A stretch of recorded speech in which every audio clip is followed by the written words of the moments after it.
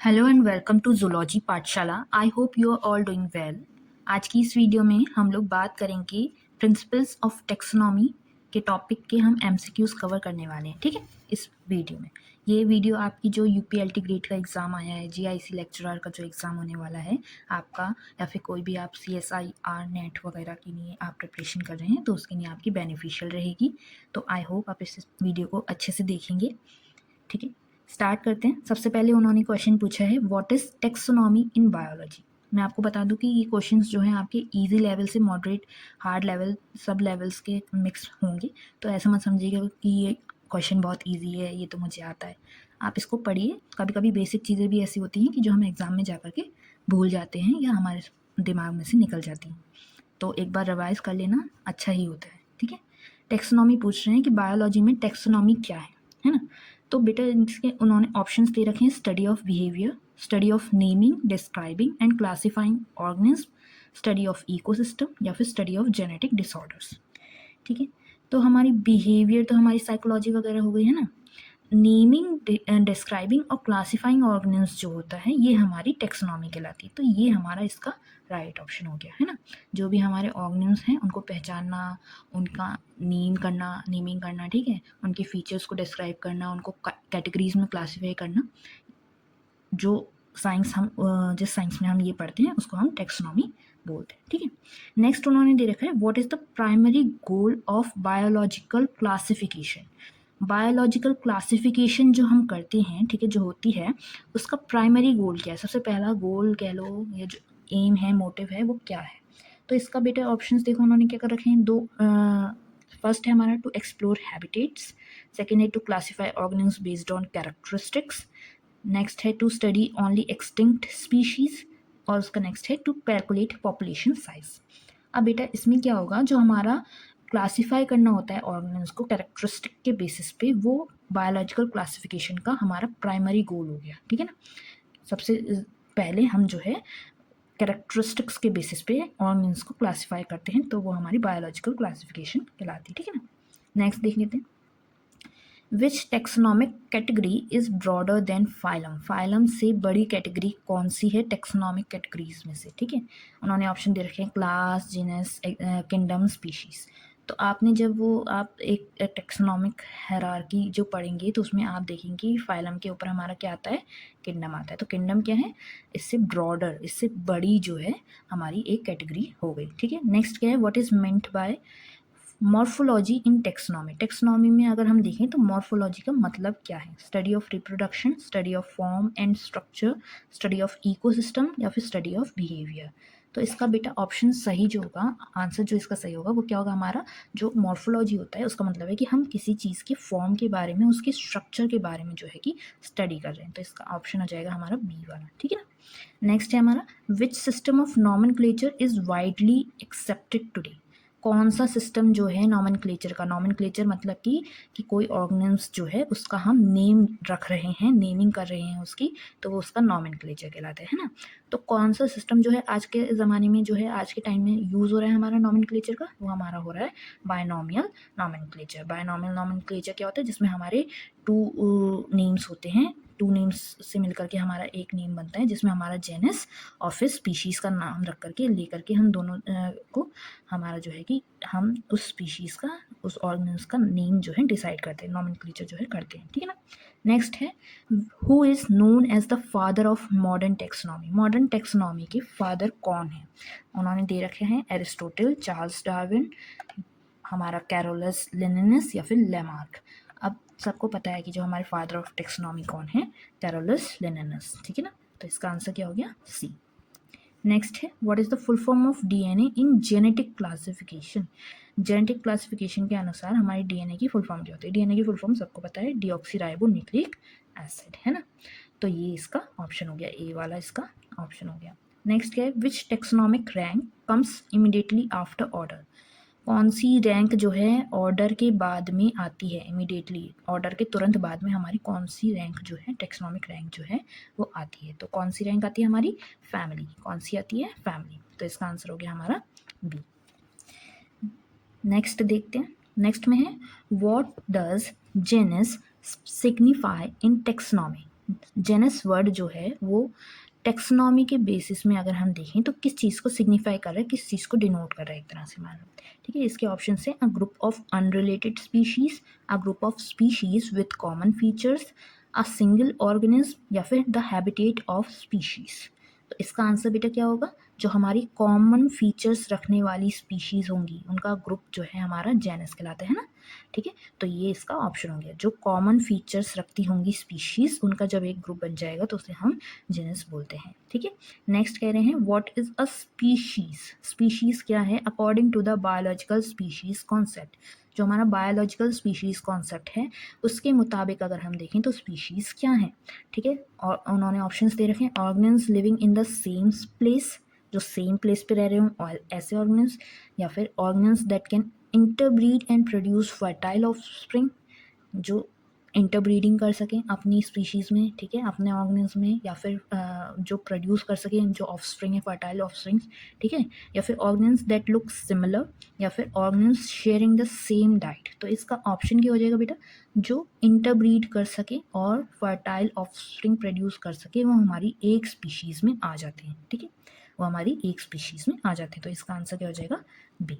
Next देखते हैं, which domain is considered the highest taxonomic category in modern classification. सबसे ज़्यादा हाईएस्ट कह लो या ऊपर कह लो, कौन सी टेक्सोनॉमिक कैटेगरी है वो हमारे मॉडर्न क्लासिफिकेशन में आती है, कौन सा डोमेन है इसमें से। तो सबसे पहले तो हमारा कौन सा आएगा बेटा, डोमेन ही जो है वो हमारा आता है। डोमेन सबसे ऊपर, फिर उसके नीचे किंगडम, फिर फाइलम, और ऐसे करके हमारी जो है चलती रहती है। अगर यहाँ पे डोमेन नहीं दिया गया होता तो यहाँ पे हमारा किंगडम आ जाता है ना, लेकिन अभी डोमेन दिया गया है तो सबसे पहले हमारे डोमेन ही होता है। तो इसका आंसर क्या हो गया, सी। इसका आंसर क्या है हमारा, सी। ठीक है, नेक्स्ट है which is cladistics based on. Cladistics किसके ऊपर निर्भर है या बेस्ड है। ठीक है, वो कह रहे हैं environmental similarities, share derived characters from a common ancestor, similar feeding habits, या फिर रैंडम अपीयरेंस। अब ये पूछ रहे हैं कि जो क्लेडिस्टिक्स होता है ये किसके ऊपर जो है कि बेस्ड होता है। अब क्लेडिस्टिक्स क्या होता है बेटा, क्लेडिस्टिक्स जो होता है वो हमारे इवोल्यूशनरी रिलेशनशिप्स जो होते हैं ना, जो हमारी कॉमन एंसेस्टर्स होते हैं उनसे जो ट्रेड्स वगैरह हमारी नई आई होती हैं उनको समझने के लिए जो मतलब कि काम करता है। ठीक है, तो उसको समझने का जो हो गया वर्ड जो हो गया, टर्म जो हो गया, वो क्लेडिस्टिक्स हमारा जो है हो गया। तो अब इसका आंसर हमें क्या पता चला कि कॉमन एंसेस्टर से डिराइव्ड होने वाले कैरेक्टर्स जो है हमारे क्लेडिस्टिक्स में हम जो है कि उसको समझते हैं या पढ़ने का काम करते हैं ना। What is a phylogenetic tree. Phylogenetic tree क्या होती है, a diagram of food chain, a branching diagram showing evolutionary relationships, a family tree based on appearance, a diagram of climatic zones. अब बताओ फाइलोजेनेटिक ट्री क्या होती है, जो हमारी एक ब्रांचिंग डायग्राम होता है जिसमें हमारे सारे इवोल्यूशनरी रिलेशनशिप्स हमें जो है कि शो हो जाए, वो हमारा फाइलोजेनेटिक ट्री कहलाता है। ठीक है, ये चीज़ आपको मैंने एक वीडियो में भी समझा रखी है, आप मेरे चैनल पे उस वीडियो को जा करके देख सकते हैं, फाइलोजेनेटिक्स नेम से अवेलेबल है। ठीक है, तो ये क्या होता है, एक ब्रांचिंग डायग्राम होता है जिसमें हमारी इवोल्यूशनरी रिलेशनशिप्स को दिखाया जाता है। तो इसका आंसर क्या हो गया, बी। नेक्स्ट है what is meant by homologous structures. Homologous structures से क्या मतलब है कि ये टर्म किस चीज़ को डिनोट कर रहा है, सिग्निफाई कर रहा है। ठीक है, structures with different origins but similar function, structures with similar origin but different functions, structure only found in one species, या फिर structures that have no functions. तो इसमें क्या होगा, होमोलोगस का मतलब होता है सिमिलर होना, सेम होना। तो structure with similar origin but different function. Similar origin हो कि एक ही तरह से आए हों, डेवलप हुए हों, ठीक है, लेकिन उनका फंक्शन डिफरेंट भी हो तब भी वो होमोलोगस स्ट्रक्चर्स तो कहलाएंगे। इसका आंसर क्या हो जाएगा, तो इसका मतलब है बी। ठीक है, नेक्स्ट है हमारा how are analogous structures different from homologous structures.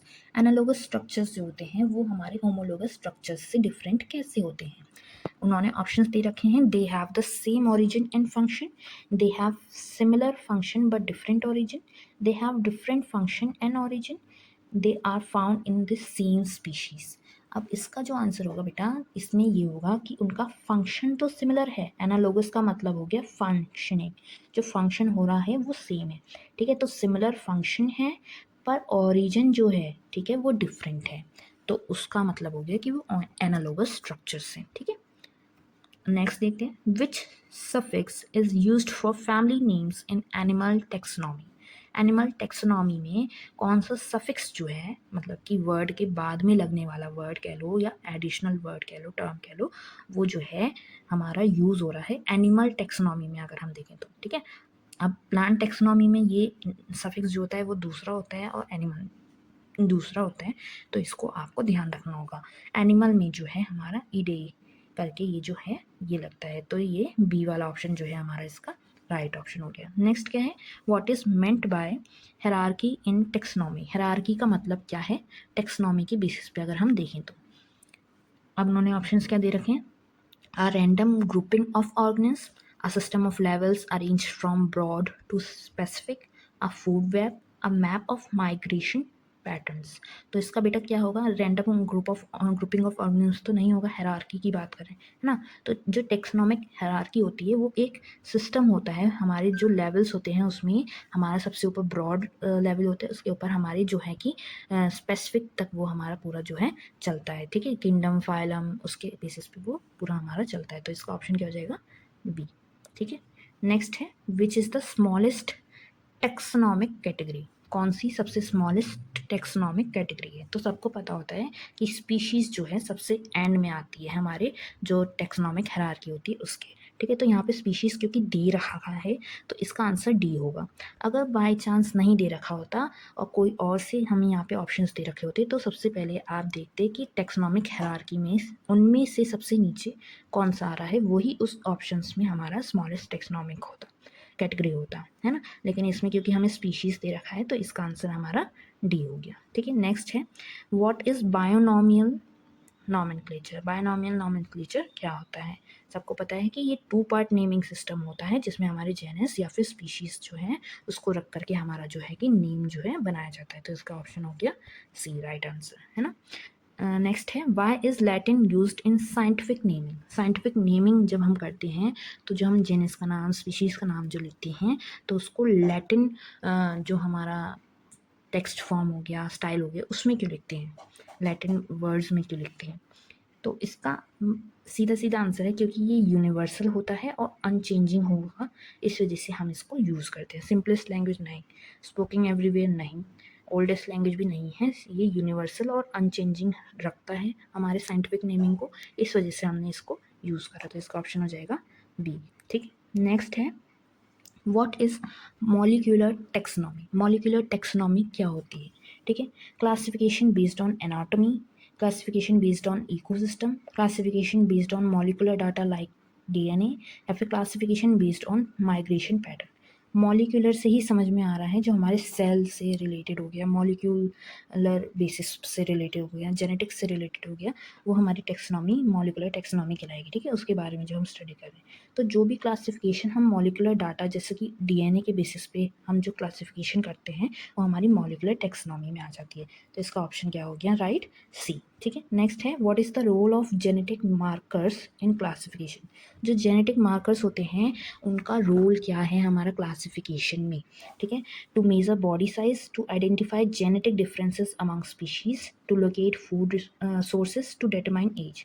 भाई देखो, जेनेटिक मार्कर्स हैं तो जो हमारे जेनेटिक डिफरेंसेस हैं हमारी स्पीशीज़ के बीच में, उसको जो है मार्क करने का, उसको आइडेंटिफाई करने का जो है ये वर्क करेंगे, तो इसका ऑप्शन क्या हो गया, बी, ठीक है।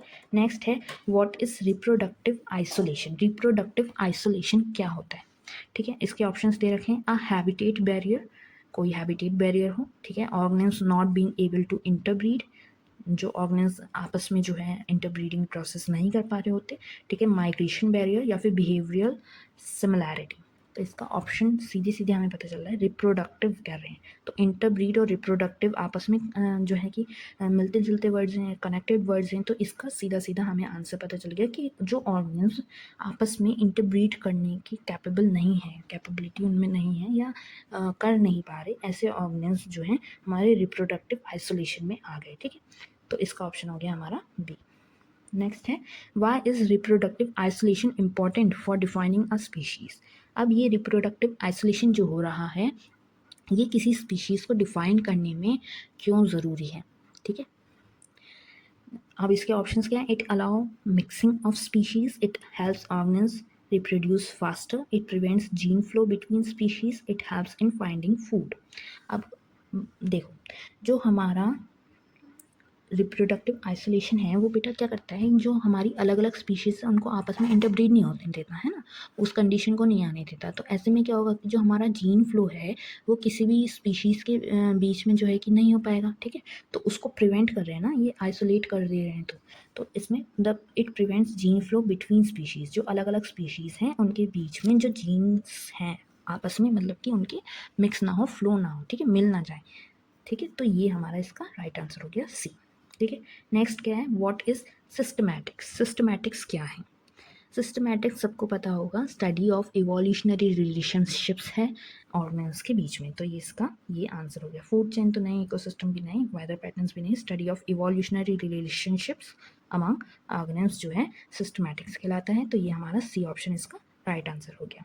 नेक्स्ट है व्हाट इज फाइलोजेनी? फाइलोजेनी क्या होता है, ठीक है। तो जो हमारी इवोल्यूशनरी हिस्ट्री होती है ना स्पीशीज़ की, उसको हम जो है कि फाइलोजेनी बोलते हैं, जिसे फाइलोजेनेटिक्स में भी हमारे जो है पढ़ा जाता है। इवोल्यूशनरी रिलेशनशिप्स में जो है हम ट्री, जो अभी हमने बात करी फाइलोजेनेटिक ट्री की, वो भी इसी में आ जाती है, इसी में बनाई जाती है ना। तो इवोल्यूशनरी हिस्ट्री जो होगी स्पीशीज़ की, वो हमारी फाइलोजेनी कहलाएगी, उसकी स्टडी जो है फाइलोजेनी कहलाती है। तो इसका राइट आंसर क्या हो गया हमारा? बी। नेक्स्ट देख लेते हैं, which principles help distinguish species based on their evolutionary history? अब इवोल्यूशनरी हिस्ट्री के बेसिस पे कौन सा प्रिंसिपल जो है वो स्पीशीज़ को डिस्टिंग्विश मतलब कि अलग अलग करने में मदद करता है? तो अभी मैंने बताया फाइलोजेनेटिक जो क्लासिफिकेशन है वो इसमें हमारे जो है मदद करता है। तो इसका ऑप्शन क्या हो गया? सी। नेक्स्ट क्या है? What is derived character? Derived character क्या है कि किसी से हमें मतलब कि डिराइव हुआ हो, आया हो, ठीक है। A feature found in ancient species, ancient species में अगर होता तो फिर डिराइव्ड कैरेक्टर नहीं होता, फीचर फाउंड है ना। न्यूली एवॉल्व्ड ट्रेट, जो न्यू ट्रेट जो है हमें देखने को नहीं मिल रही है, हाँ, ये हमारा डिराइव्ड कैरेक्टर हो गया, ठीक है। तो इसका आंसर क्या हो गया हमारा? बी। सी वाला अगर हम देखें, a feature common to all living organism, तो ये डिराइव्ड कैरेक्टर मेरे में स्पेशली थोड़ी होगा, सारे लिविंग ऑर्गेनिज्म में जब है तो मेरे में स्पेशल नहीं है, तो ये डिराइव्ड कैरेक्टर नहीं हुआ। और नॉन फंक्शनल फीचर भी नहीं हो सकता भाई, वो कोई न्यू टाइप की ट्रेट हमारे अंदर आ रही है तो किसी ना किसी चीज़ की उस ट्रेट को हमारे अंदर इवॉल्व होने की ज़रूरत थी, हमने कुछ एडेप्टेशंस करे होंगे जिससे वो ट्रेट हमारे अंदर आई है, तभी तो वो जो है कि मतलब कुछ ना कुछ तो काम कर ही रही होगी ना। तो नॉन फंक्शनल तो नहीं हो सकती, तो इसका आंसर हमारा बी जो है सही है ना। How is taxonomy different from systematics? अब वो कह रहे हैं कि सिस्टमैटिक्स की अगर हम बात करें और जो हमारा टेक्सोनॉमी है उसकी अगर हम बात करें, तो ये दोनों आपस में कैसे डिफरेंट है। बेटा देखो, टेक्सोनॉमी जो होती है वो हमें क्लासीफाई करने में मदद करती है, नेम करने में मदद कर रही है ना। और सिस्टमैटिक्स जो होती है वो हमारी जो स्पीशीज़ है उनके बीच का रिलेशनशिप्स जो है स्टडी करने में मदद करती है ना। तो ये ऑप्शन हमें क्या दे रखा है? Taxonomy classify systematic studies relationship, तो ये ए वाला ऑप्शन जो है हमारा करेक्ट आंसर हो जाएगा, ठीक है। नेक्स्ट है व्हाट इज टेक्सोनॉमी की यूज्ड फॉर? जो टेक्सोनॉमी की होती है वो किस चीज़ के लिए जो है यूज़ की जाती है? अब देखो इसके ऑप्शंस क्या क्या दे रखे हैं। सबसे पहले दे रखा है टू फाइंड फूड, क्या पता नहीं। टू अनलॉक केजेस, केज अनलॉक करने के लिए कोई टेक्सोनॉमिक की ज़रूर बात हो रही है, चाबी की ज़रूर बात हो रही है, लेकिन कोई केज खोलने के लिए चाबी वगैरह ऐसे तो यूज़ नहीं होगा ना। टेक्सोनॉमी की बात हो रही है ना, ठीक है। To identify organisms through choices, ये हमें लग रहा है कि हाँ। या फिर to group animal by size. अब देखो बेटा, जो टेक्सोनॉमी की होती है ना, वो एक ऐसा टूल है जो स्टेप बाय स्टेप हमें चॉइसेस के बेसिस पे जो है ऑर्गेनिम्स को आइडेंटिफाई करने में मदद करता है, ठीक है। मतलब कि कुछ स्टेप्स हैं इसके, उसके बेसिस पे अगर हम चलेंगे तो हम ऑर्गेनिम्स को जो है कि आइडेंटिफाई कर पाएंगे, उनको हम नॉमेनक्लेचर में हम जो है कि उनको फिट कर पाएंगे, है ना।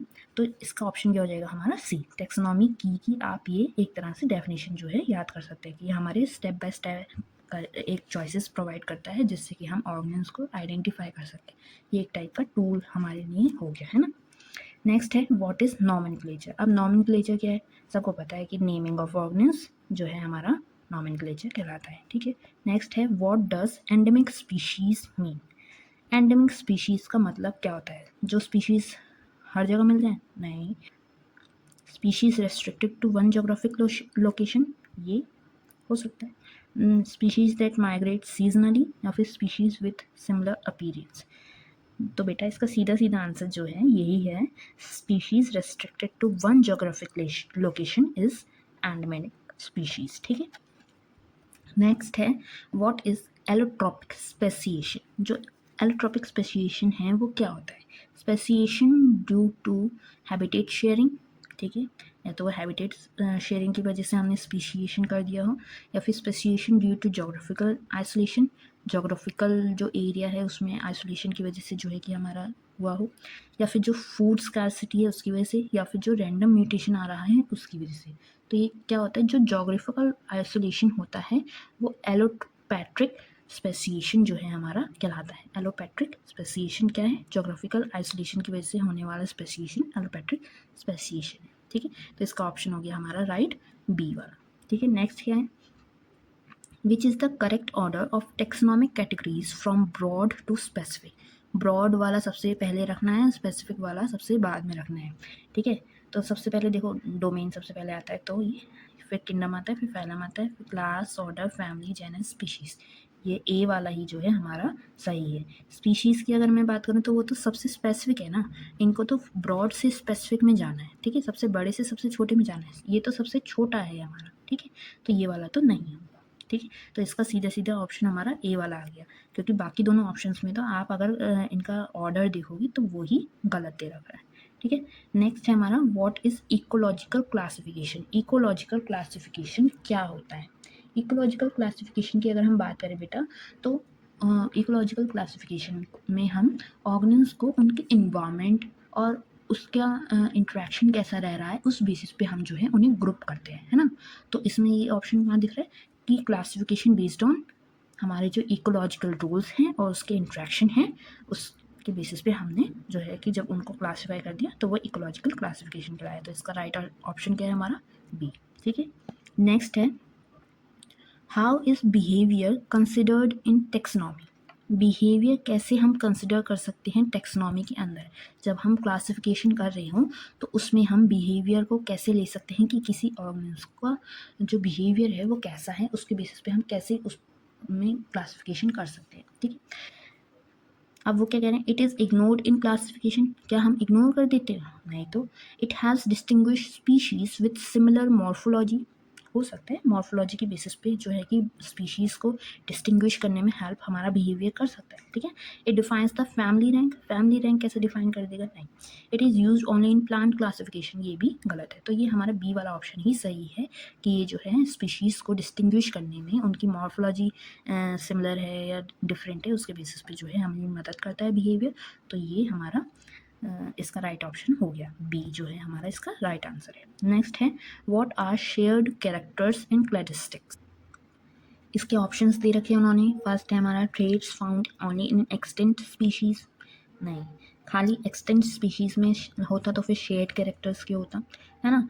Traits inherited from a common ancestor. Common ancestor में से कोई ट्रेड जो है वो आगे की प्रोजेनी में हमें देखने की नहीं मिल रही है, तो वो हाँ शेयर्ड कैरेक्टर्स में वो आ गई, क्योंकि दोनों ने वो कैरेक्टर्स जो है शेयर किया है, एंसेस्टर में भी था और नेक्स्ट प्रोजेनी में भी हमें देखने के नहीं मिल रहा है। ठीक है, ट्रेड्स यूज्ड फॉर माइग्रेशन, ये तो नहीं होगा। ट्रेड्स इरेलेवेंट टू इवोल्यूशन, ये भी नहीं होगा। तो इसका राइट ऑप्शन जो हो गया हमारा वो हो गया B, traits inherited from a common ancestor. Next है अब हमारा what is molecular clock hypothesis. Molecular clock hypothesis क्या होता है बेटा? मॉलिक्यूलर क्लॉक हाइपोथेसिस में जो है हमारे जो म्यूटेशन का रेट होता है ना, ठीक है, उसे यूज़ करके इवोल्यूशनरी डाइवर्जेंस जो है उसका टाइम जो है हम एस्टिमेट करते हैं। ठीक है ना, जो हमारे एक बार ध्यान से सुनो, जो हमारे मॉलिक्यूलर क्लॉक हाइपोथेसिस है, ठीक है, उसमें जो म्यूटेशन रेट्स है ना उसको हमने यूज़ करा कि कितना रेट में हमारा म्यूटेशन हो रहा है उन स्पीशीज़ में, उन ऑर्गेनिज्म में देखने को नहीं मिल रहा है। ठीक है, और उसमें जो इवोल्यूशनरी डाइवर्जेंस आया है, ठीक है, तो उसका टाइम के साथ में कैसे कैसे म्यूटेशंस आते गए, कैसे कैसे हमें देखने के लिए मिलता गया, वो हम टाइम एस्टिमेट करते हैं कितने टाइम में हमें देखने के लिए मिला है। ठीक है, तो वो मॉलिक्यूलर क्लॉक हाइपोथेसिस हो गया। तो इसका सीधा सीधा ऑप्शन क्या हो गया? सी वाला, hypothesis estimating divergence time using mutation rates. Mutation rate को यूज़ करके डाइवर्जेंस टाइम जो है वो निकालने का जो एक हाइपोथेसिस है, तरीका है, फॉर्मूला है, वो हम मॉलिक्यूलर ब्लॉक हाइपोथेसिस बोलते हैं, ठीक है। नेक्स्ट है हमारा What is genetic drift and its role in species differentiation? Genetic drift क्या है और उसका रोल क्या होता है अगर हम स्पीशीज डिफ्रेंशिएशन में देखें तो, ठीक है। उन्होंने ऑप्शन दे रखे हैं, it stabilises genetic traits across species, it leads to random changes causing new species formation, it is used to increase reproduction, it prevents mutation। इसका बेटा सही ऑप्शन हमारा होगा बी वाला, it leads to random changes causing new species formation. जो genetic drift है मतलब कि कुछ ना कुछ जेनेटिक मटेरियल जो है उसमें बदलाव आ रहा है, रैंडम चेंजेस आ रहे हैं, ठीक है। तो उससे क्या होगा कि जो न्यू टाइप की स्पीशीज़ हैं वो हमारी फॉर्म होती हुई हमें दिखेंगी। तो इसका राइट ऑप्शन क्या हो गया, बी, ठीक है। नेक्स्ट क्या है हमारा, how does environment influence taxonomy. अब इन्वायरमेंट की वजह से जो हमारी टेक्सोनॉमी है वो कैसे इन्फ्लुएंस होती है, उसका क्या प्रभाव पड़ता है हमारी टेक्सोनॉमी पे इन्वायरमेंट का, है ना। तो इसका उन्होंने ऑप्शन दे रखे हैं, it has no influence, it change only behaviour, it affect traits used for classification, it determines species size only. भाई देखो, ऐसा तो हो नहीं सकता कि इन्वायरमेंट का कोई भी इन्फ्लुएंस ना हो, तो फर्स्ट ऑप्शन तो वैसे ही गलत हो गया, ठीक है। इन्वायरमेंट के बेसिस पे हाँ बिहेवियर चेंजेस होते हैं, लेकिन ओनली जो इन्होंने लगा दिया ये गलत है। सिर्फ इन्वायरमेंट की वजह से सिर्फ बिहेवियर में ही चेंज आए ऐसा नहीं हो सकता, या फिर स्पीशीज़ का साइज ही डिटरमाइन करने में हमारा इन्वायरमेंट मदद कर रहा है, ये भी नहीं हो सकता। तो इसका राइट ऑप्शन हो गया कि it affect traits used for classification. जो भी हम ट्रेट्स यूज़ कर रहे हैं, चाहे वो बिहेवियर हो गया, स्पीशीज साइज हो गया, ठीक है, उनकी मॉर्फोलॉजी हो गई, ठीक, उसके जो ट्रेट्स हम यूज़ कर रहे हैं क्लासिफिकेशन के लिए, उसमें जो है प्रभाव जो है इन्वायरमेंट का हमें इन्फ्लुएंस जो है देखने के लिए मिलता है, ठीक है। तो इसका राइट ऑप्शन हमारा हो गया सी, ठीक है। नेक्स्ट है, what is the type specimen in taxonomy. Type specimen क्या होता है हमारा टेक्सोनॉमी के बेसिस पे अगर हम देखें तो, ठीक है। इसमें भाई टाइप स्पेसिमेन क्या होता है, सबसे पहले तो टाइप स्पेसिमेन वो सैंपल है जिसका यूज़ जो है स्पीशीज़ को डिस्क्राइब करने के लिए जो है रेफरेंस के रूप में हम लोग ले रहे होते हैं, है ना। रेफरेंस है एक तरह से, मान लो कि हमने स्पीशीज़ को डिस्क्राइब करना है तो हमने रेफरेंस ले लिया कि ये इसका टाइप हो सकता है, ये इसके कैरेक्टर्स जो हमें दिख रहे हैं उसके बेसिस पे, है ना। तो ये ऑप्शन हमारा बी वाला जो है ये इसका राइट आंसर हो गया, the reference specimen use to describe a species, ठीक है। तो वो हमारा टाइप स्पेसिमेन हो जाता है, इसका आंसर क्या हो गया, बी वन। नेक्स्ट है, what is polytypic species. Polytypic species जो है वो क्या होती है, ठीक है। अब उन्होंने ऑप्शंस क्या दे रखे हैं, a species found in one location only. Poly का मीन्स ही क्या है, बहुत सारा, है ना, न्यूमरस, तो वन लोकेशन में तो नहीं फाउंड हो रही होगी, ये तो गलत ही है। A species with multiple distinct population. Typic का मीन्स भी तो समझना पड़ेगा ना, तो टाइपिक का मीन्स क्या है हमारा, जो पॉलीटाइपिक स्पीशीज़ होती है ना बेटा, वो अलग अलग रीजन्स में अलग अलग पॉपुलेशंस में पाई जाती हैं, है ना। मतलब कि मान लो किसी रीजन में कम होगी तो किसी रीजन में ज़्यादा होगी, ऐसे होगी। तो मल्टीपल डिस्टिंक्ट पॉपुलेशन जो है उनकी रहती हैं, किसी रीजन में कितनी, किसी रीजन में कितनी। तो ये वाला ऑप्शन हमारा सही है, ठीक है। इसका आंसर क्या हो गया, बी। नेक्स्ट क्या है, what is monophyletic group. Monophyletic group की बात कर रहे हैं कि वो क्या होता है। मोनोफाइलेटिक ग्रुप की अगर हम बात करें तो उसमें ना कॉमन एंसेस्टर और उनके जो भी मतलब कि आगे आने वाली प्रोजेनी होती है ना, उसको हम जो है कि एक मोनोफाइलेटिक ग्रुप जो है बोलते हैं, ठीक है। एंसेस्टर और उनकी सारी प्रोजेनीज जो भी आई बाद में वो, ठीक है। तो जो हमारा इसका ऑप्शन क्या है, बी वाला, जो a group with a common ancestor and all descendants.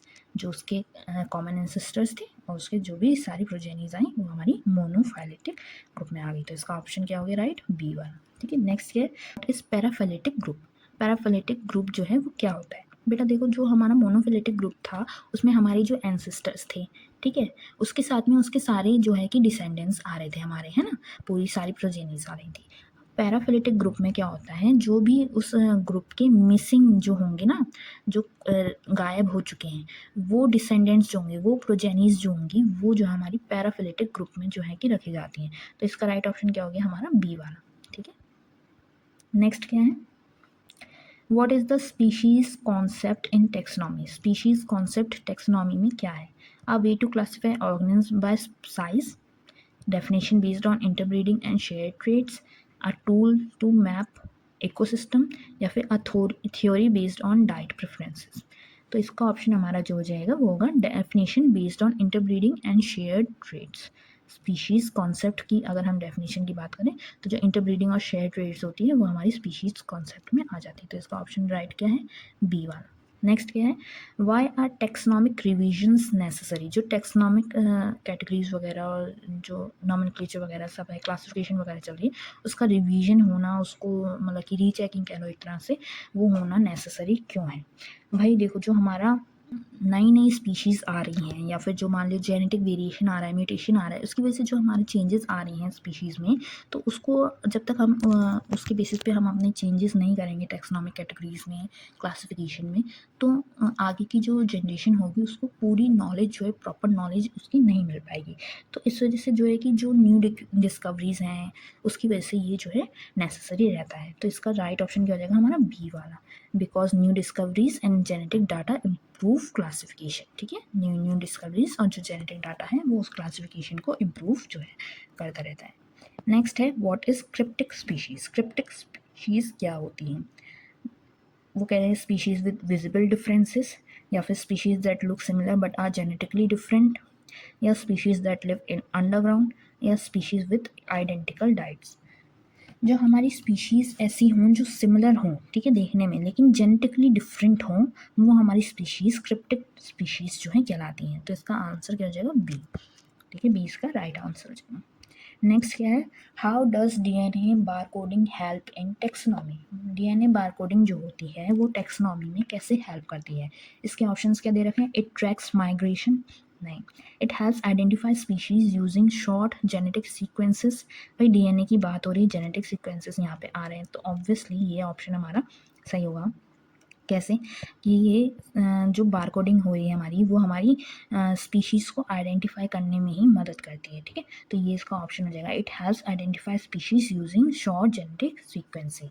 ठीक है, तो इसका ऑप्शन भी राइट आंसर क्या हो जाएगा, बी। वो कह रहे हैं what is taxonomic rank. Taxonomic rank क्या होती है, ठीक है, a level in classification hierarchy. जो एक लेवल है क्लासिफिकेशन हायरार्की में, उसको हम जो है टेक्सोनॉमिक रैंक बोलते हैं। रैंक तभी तो ना, सबसे पहले हमारी क्या है, किंगडम आती है, तो ये एक हायरार्की में आने वाली रैंक है। ठीक है, नेक्स्ट क्या है और लास्ट क्या है हमारा, why is classification important for biodiversity studies. अब ये जो क्लासिफिकेशन हम करते हैं, टेक्सोनॉमी क्लासिफिकेशन वगैरह जो हम कर रहे हैं, ये बायोडाइवर्सिटी स्टडीज़ के लिए क्यों इम्पॉर्टेंट है। It helps in studying food preferences. भाई फूड प्रेफरेंसेस के पीछे क्यों पड़ गए हो, जो एनिमल को खाना हो वो खा लेगा। It adds in understanding relationship and conserving species. ठीक है, it increasing population numbers, it tracks climatic changes. Increase तो कहीं से कहीं तक नहीं करेगा, क्लासिफिकेशन से पॉपुलेशन कैसे इंक्रीज हो जाएगी, या क्लाइमेटिक चेंजेस तो हम कैसे ही कर लेंगे, पता नहीं। ठीक है, तो इसका राइट ऑप्शन क्या हो जाएगा हमारा, बी वाला, it adds in understanding relationship and conserving species. ठीक है, यही थे हमारे आज के 50 MCQs on the topic taxonomic classification. I hope आपको ये वीडियो अच्छी लगी होगी और आपको ये MCQs पसंद आए होंगे। मुझे पता है कि ये थोड़ा लेवल आपके अकॉर्डिंगली थोड़ा अभी इजी लगा होगा आप लोगों को। आगे की वीडियोस में मैं थोड़ी हार्ड और हॉट्स लेवल के भी MCQs जो है आपको प्रोवाइड कराऊंगी। आज की वीडियो में बस इतना ही। ऐसी वीडियोस के लिए मेरे चैनल को सब्सक्राइब करना ना भूलिएगा, जूलॉजी पाठशाला। Stay tuned, bye bye.